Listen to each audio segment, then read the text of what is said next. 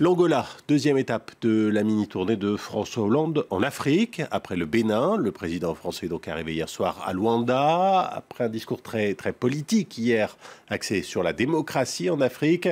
Cette deuxième étape a une forte dominante économique, mais pas seulement. Florent Odo. C'est la première fois que François Hollande pose le pied sur le sol angolais. Dans ses valises, une cinquantaine de chefs d'entreprise françaises. Objectif annoncé de la visite, renforcer la coopération économique entre Paris et Luanda.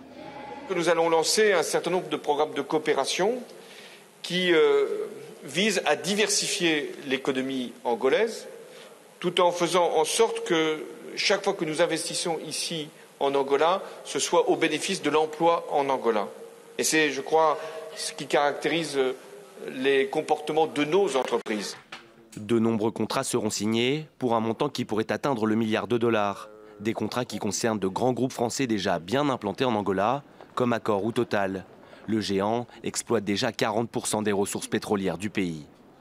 Le chef de l'État français vient aussi avec la volonté de resserrer les liens diplomatiques entre les deux pays, des liens altérés pendant des années à la suite de l'Angola Gate. Cette affaire de vente d'armes illicites au gouvernement angolais entre 1993 et 1995, à laquelle de nombreux hommes politiques français ont été mêlés. Il sera également question d'écologie et de climat. L'Élysée souhaite impliquer de nombreux pays africains dans le cadre de la grande conférence sur le climat organisée à Paris en décembre prochain, et notamment l'Afrique anglophone, souvent délaissée par la France. Il est donc peu probable que François Hollande aborde les sujets qui fâchent, la longévité de son homologue José Eduardo Santos à la tête du pays depuis 35 ans et la question des droits de l'homme.